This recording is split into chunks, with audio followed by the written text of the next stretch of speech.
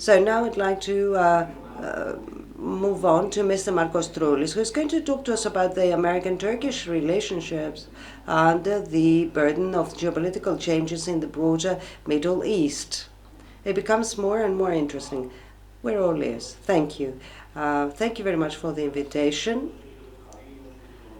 Listening to Mr. Constantino and my professor, Mr. Mazis, I remembered a very brief joke with a man has gone shipwreck. He is in the middle of the Pacific. He prays to God.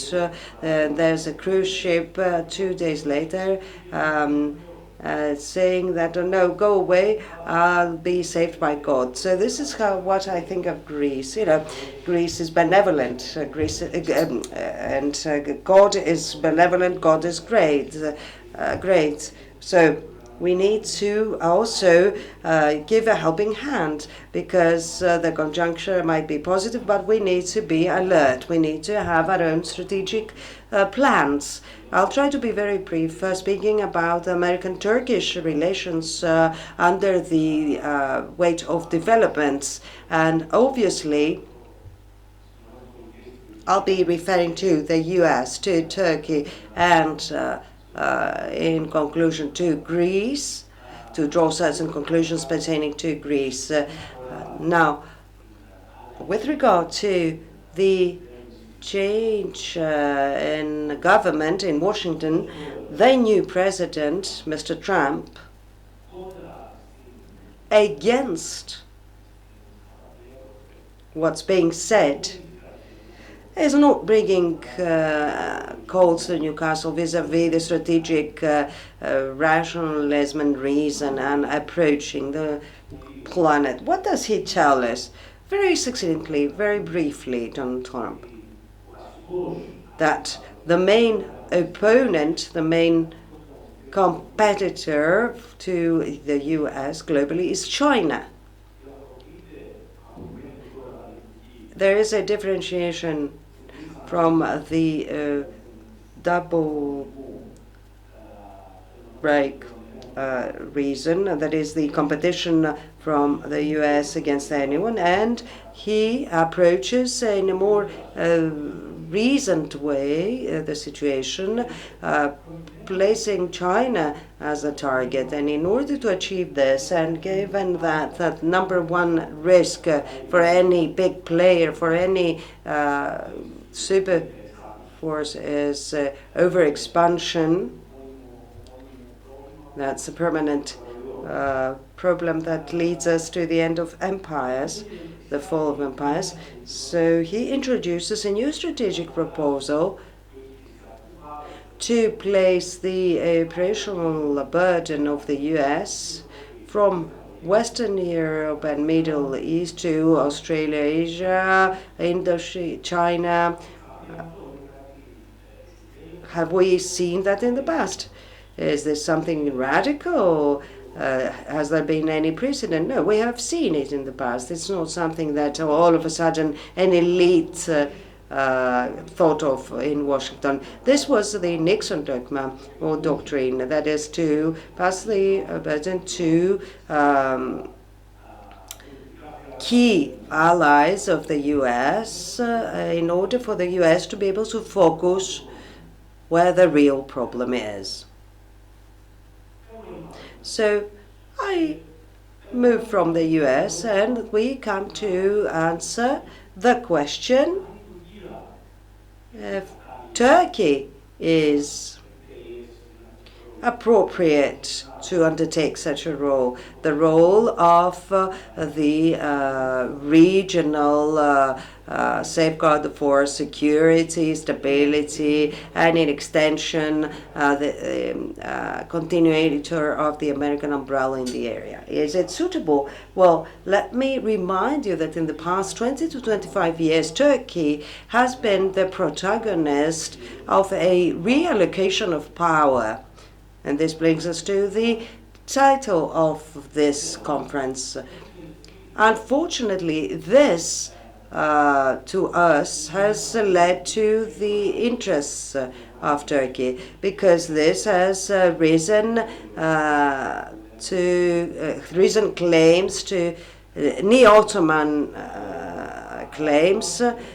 It steps on Turkey feeling that it may achieve its goals in the area. Let me remind you, I usually use a shape.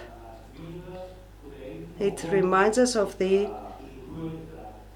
Shukru Elekdak doctrine in 1996.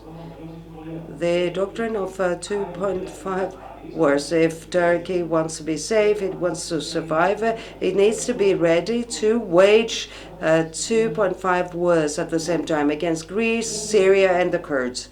Nowadays, we see 30 years have gone by, and we see that the format is really favorable for Turkey, since Turkey has 1 trillion GDP, nominal GDP. Greece, following the financial crisis, is lagging behind, let alone Syria. At the level of defense expenses, spending only 1.5% of the GDP, it achieves good armaments, and in the past few years we've seen a series of facts that have favored Turkey to a large extent. Armenia has come exhausted, has exited exhausted from the war against Azerbaijan, Nagorno-Karabakh. Syria is nowhere to be found. Russia, of course, has a strategic leadership. However, it is not as strong as it used to be in the Soviet period. Therefore, Turkey is an interesting region. In the Balkans, we had the fall of Yugoslavia that has left many different windows of opportunity, different minorities that Turkey tries to exploit today. The so-called Arab Spring has left a situation in Northern Africa and Middle East of chaos that is being exploited to a great extent by Turkey. And all this ends up to a visible danger, a visible risk, the risk of autonomy of Turkey. That means its independence from the American geostrategic umbrella, because what has happened here is that there is no balance of power. There is no framework that offers peace, stability, and normal smooth coexistence between strategic actors. And to that, we see added nowadays a one-sided dependence of Turkey from actual or potential U.S. competitors. And of course, I refer to the Russian-Turkish relations. Russian-Turkish relations are flourishing. Let me remind you of the AKU cooperation between Russia and Turkey at the level of technology and know-how, the unilateral dependence of Turkey from the Russian natural gas, which actually does support the financial growth and economic growth of Turkey, because this is a main contributor for the growth of heavy industry in Turkey. It's not just an energy product pertaining to households, but it's a critical factor. And of course, there is the trade, 31 billion exports from Russia to Turkey last year. So, if there is a conclusion to be drawn with regard to Turkey and the relationship with the U.S., is that its orientation hasn't changed. It still is a member of NATO, but we have a difference and change in the orientation. That is, the criteria on the basis of which it selects its orientation. It cooperates with actors that push it to other directions. So what is the place of Greece within this transition? What is the role of Greece before this development of this revisionistic and destabilizing attitude of Turkey in the region and the American priorities? Well, we keep on hearing the adoption of a deterrent strategy, a strategy of deterrence that will not be deterrent by name, in name, as has been the case for decades, but it's going to be a strategy that's going to be implemented. It's going to be frank. It's going to be a honest deterrence that will be connected to the increase of the strategic cost. And in the end of the day, the point of this distorted balance of power cannot be at the 6 nautical miles of Mykonos. There needs to be a balance point that will include not just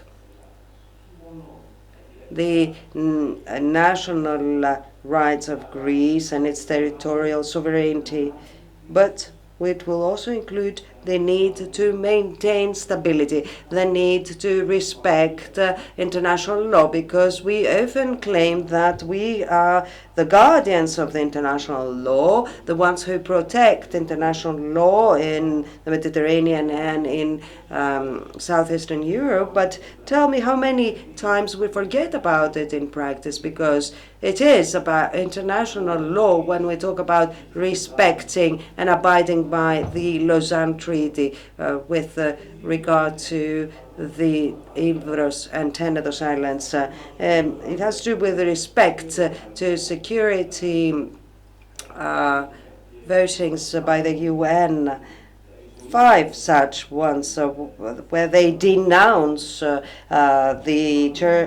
occupation of Cyprus by Turkey. Respect to international law is, and we have recently paid fines for that, the expansion, according to UNCLOS 3, of our territorial waters from 6 to 12 nautical miles in the Aegean.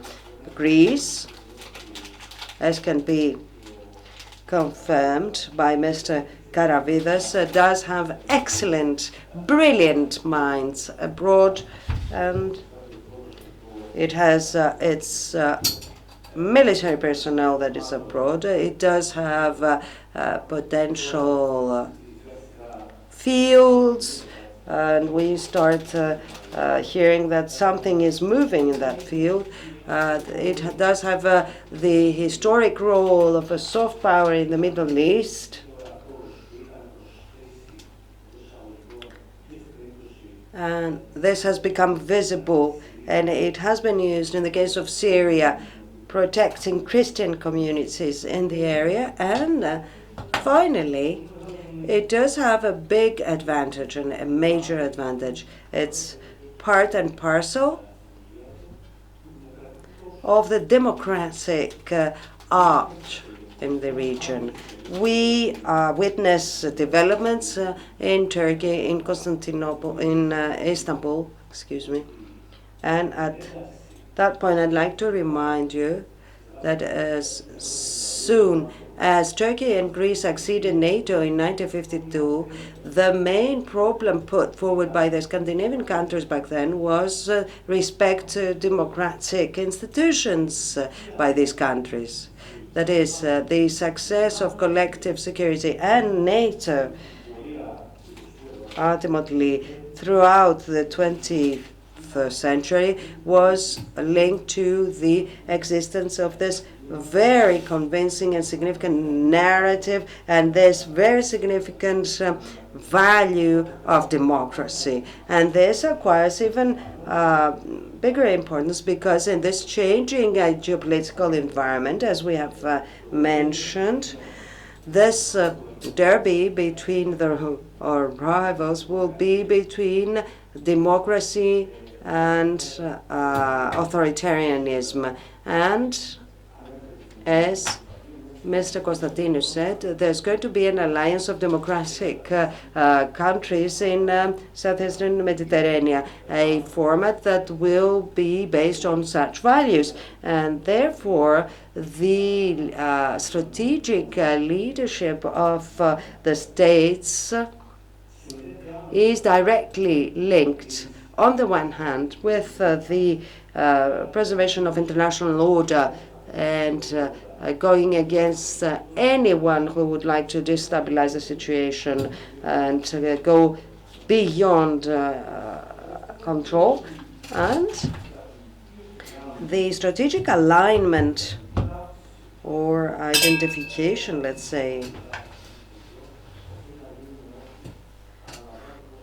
needs to be done with those who undertake the cost, with those who express their will in this changing environment, since this will enhance international reliability and credibility of the U.S.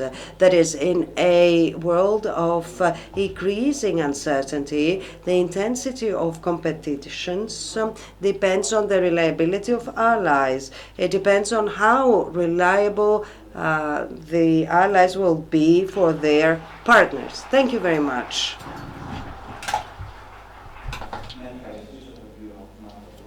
I would like to thank Mr. Markos Troulis. You are indeed a student of Mr. Mazis. You can prove some things in the field.